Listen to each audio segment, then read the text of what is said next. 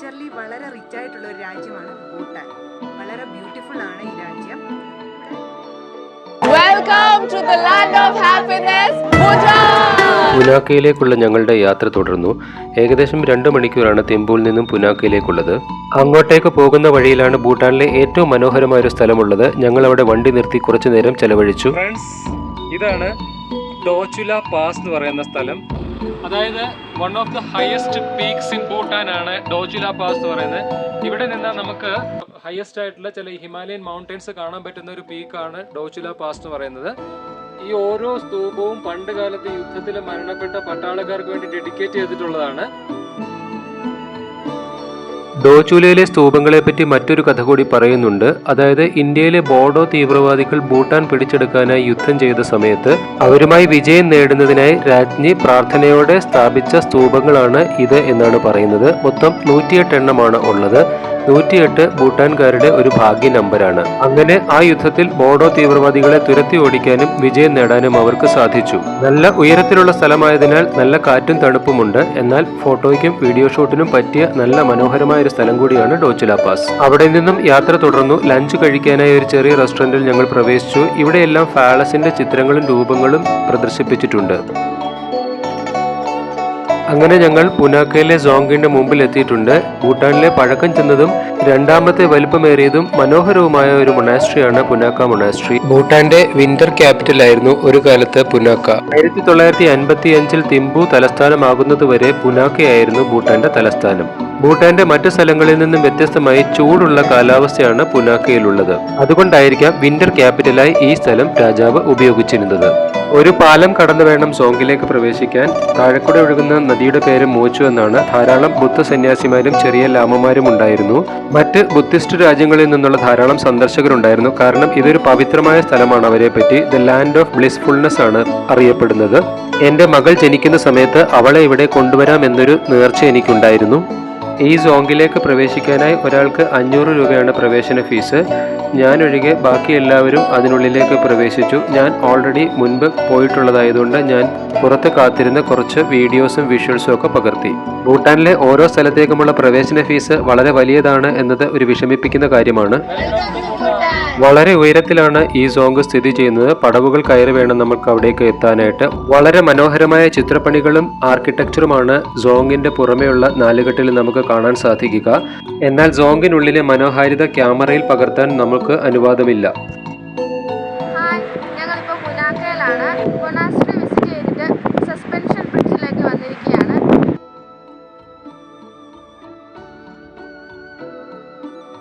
Hi guys, നമ്മളിപ്പോൾ നിൽക്കുന്ന ഈ ഒരു സസ്പെൻഷൻ ബ്രിഡ്ജിന് താഴെ കൂടെ ഒഴുകുന്ന ഫോച്ചു റിവറാണ്. ഫോച്ചു, മോച്ചു 2 നദികളാണ്. ഇത് രണ്ടും കൂടെ യോജിക്കുന്നിടത്താണ് പുനാക്ക സോങ് ഉണ്ടാക്കിയിരിക്കുന്നത്.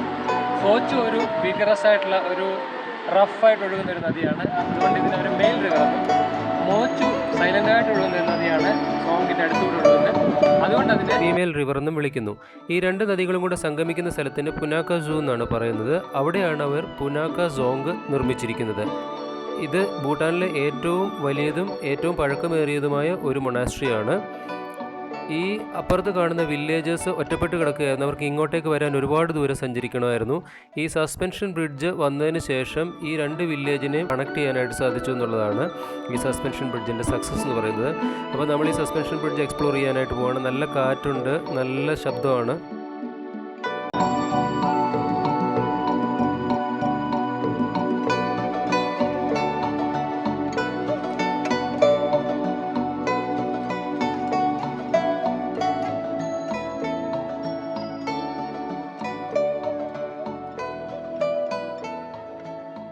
ഏത് രാജ്യത്ത് ചെന്നാലും അവരുടെ തനതായ ട്രഡീഷൻ നമ്മളൊന്ന് എക്സ്പീരിയൻസ് ചെയ്യണമല്ലോ. രശ്മിയെ അവിടെയുള്ളൊരു വല്യമ്മ അവരുടെ ട്രഡീഷണൽ ഡ്രസ്സ് ഉടുപ്പിക്കാനായിട്ട് ശ്രമിക്കുകയാണ്. ശരിക്കും ഒരു നാടൻ വല്യമ്മയാണ്. അവർക്ക് ഇംഗ്ലീഷും ഹിന്ദിയൊന്നും വശമില്ല. സോങ്കയിൽ എന്തൊക്കെയോ പറയുന്നുണ്ട്. ഉള്ളിലേക്ക് കൊണ്ടുപോയി. ഇവിടുത്തെ സ്ത്രീകളുടെ ട്രഡീഷണൽ ഡ്രസ്സിന് പറയുന്ന പേര് കിര എന്നാണ്. പുരുഷന്മാർ ഉപയോഗിക്കുന്ന വസ്ത്രത്തിന് പറയുന്ന പേര് ഗോ എന്നാണ്. ഞങ്ങൾ രണ്ടുപേരും ഗോയിലും കിരയിലും അണിഞ്ഞൊരുങ്ങി ആ ആഗ്രഹം അങ്ങ് സാധിച്ചു. നല്ല കട്ടിയുള്ള തണുപ്പിനെ പ്രതിരോധിക്കുന്ന നാടൻ കൈത്തറികളിൽ വീട്ടമ്മമാർ വീടുകളിൽ നെയ്തെടുക്കുന്ന വസ്ത്രമാണ് ഗോയും കിരയും.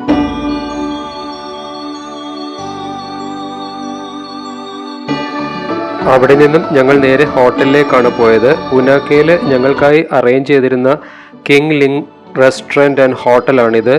വളരെ മനോഹരമായ ഒരു റിവർ വ്യൂ ഫ്രണ്ടേജ് ഉള്ള ബാൽക്കണിയുള്ള ഒരു വിശാലമായൊരു ഹോട്ടൽ തന്നെയായിരുന്നു കിങ് ലിങ്. എനിക്ക് ഈ യാത്രയിൽ ഏറ്റവും ഇഷ്ടപ്പെട്ട താമസവും ഭക്ഷണവും ഈ ഹോട്ടലിലേതായിരുന്നു. മറ്റു ഹോട്ടലുകളിലേതും നല്ലതായിരുന്നു, എന്നിരുന്നാലും ഇത് ഒരുപടി മുൻപിൽ തന്നെയാണ് നിൽക്കുന്നത്. നിങ്ങൾ ഇവിടെ വിസിറ്റ് ചെയ്യുകയാണെങ്കിൽ ഈ ഹോട്ടലിൽ സ്റ്റേ ചെയ്യാനായിട്ട് മറക്കരുത്. ഇത് ഹോട്ടലിൻ്റെ ലോബിയാണ്. വളരെ വിശാലമായൊരു ലോബിയും അതേപോലെ തന്നെ ഒരു റെസ്റ്റോറൻറ്റും ഇവിടെ ഉണ്ട്. ബാത്ത് ടബ്, സ്പാ ഉൾപ്പെടെയുള്ള സൗകര്യങ്ങൾ ഈ ഹോട്ടലിൽ ലഭ്യമാണ്.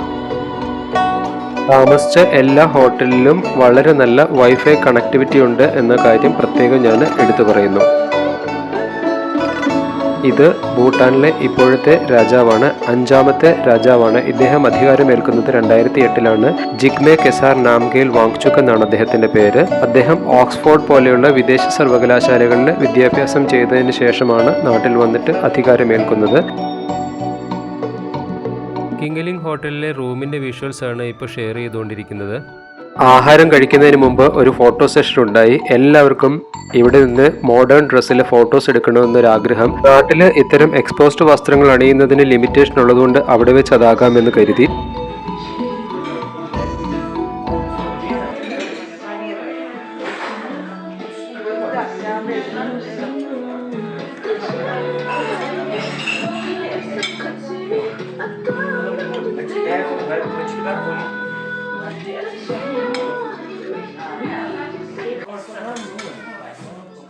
Nakshatra wanted to try Bhutan's traditional food item, that is emathatsi. It is used with rice. Actually, emathatsi is made of red chili and cottage cheese. Let us see what is her expression. Yeah, she said it's good. Tanishk also wanted to taste it. He also said it is good. I warned them it is very hot. Bhutanese like hot and spicy dishes very much. Good morning from my room at King Ling Hotel, Punakha. See the morning view through my window.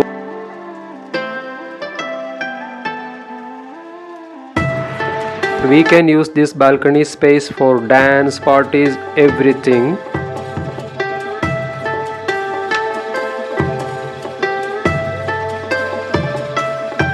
Today is the third day of our tour in Bhutan. We started our journey to Paro, where is the only international airport of Bhutan located.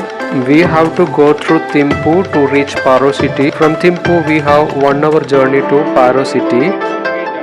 സിറ്റിയിലേക്കുള്ള ഗേറ്റാണ്. ഇങ്ങനത്തെ gate എല്ലാ സിറ്റീസിലോട്ടും entry ചെയ്യുന്നതിന് മുമ്പായിട്ട് ഭൂട്ടാനിലുണ്ട്. ഇത് തിമ്പുവിലേക്ക് entry ചെയ്യുന്നതിന് മുമ്പുള്ള welcoming gate. This route resembles the Ladakh area of India.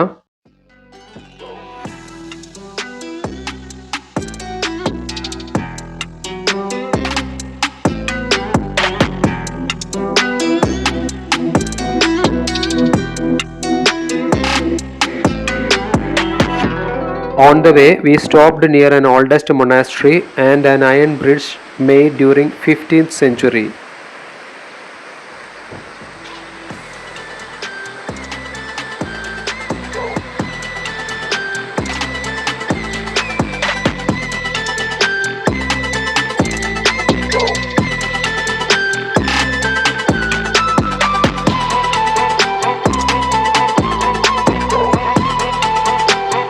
ഭൂട്ടാനിൽ മിക്കയിടത്തും ഇത്തരം prayer വീലുകൾ കാണാം.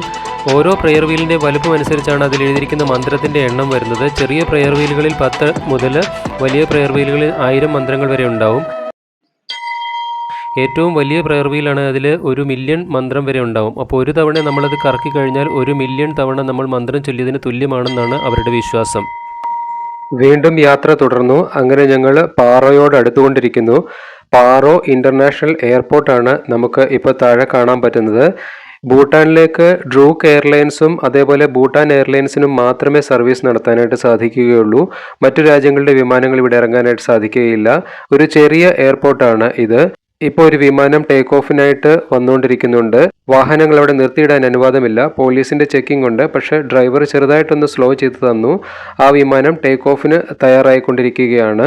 ഇത്രയും ഹൈ ഓൾട്ടിറ്റ്യൂഡിലുള്ള ടേക്ക് ഓഫും ലാൻഡിങ്ങും റിസ്കി ആയിട്ടുള്ള ഒരു വിമാനത്താവളമായിട്ട് പോലും ഇന്നേ നാൾ വരെ ഒരു അപകടം പോലും ഇവിടെ ഉണ്ടായിട്ടില്ല എന്നുള്ളതാണ് വാസ്തവം. അതിന് കാരണം അവരുടെ സംയമനവും ക്ഷമയും ശ്രദ്ധയും മാത്രം. പാറോയിൽ നിന്നും തിരികെയുള്ള യാത്രയിൽ ലഭിച്ച വിഷ്വലാണ് ദൂരെ മലയിടുക്കുകളിൽ നിന്നും പതിയെ പറന്നിറങ്ങുന്ന ഒരു ചെറുവിമാനം. എത്ര മനോഹരമായ ദൃശ്യമാണ്. ഭൂട്ടാനിലെ ഏറ്റവും വിസ്താരമുള്ള താഴ്വരകൾ പാറോയിലാണ്. അതുകൊണ്ടാണ് ഇവിടെ വിമാനത്താവളം സ്ഥാപിച്ചിട്ടുള്ളത്. ഭൂട്ടാനിലെ സ്വിറ്റ്സർലൻഡ് എന്നറിയപ്പെടുന്ന ബുംതാങ് പോലെയുള്ള സ്ഥലങ്ങളിലും 1-2 ഡൊമസ്റ്റിക് എയർപോർട്ടുകൾ ഇപ്പോൾ സ്ഥാപിച്ചിട്ടുണ്ട്. പാറോയിലെ ഇന്നത്തെ ഞങ്ങളുടെ താമസം ഷോങ്ഡു ബൊട്ടിക് എന്ന് പറയുന്ന ഈ ഹോട്ടലിലാണ്. പാറോയുടെ വിശേഷങ്ങളും ടൈഗർ നെസ്റ്റ് മൊണാസ്ട്രിയുടെ വിശേഷങ്ങളും അടുത്ത വീഡിയോയിൽ നമുക്ക് കാണാം. Stay tune for the next video. Thank you.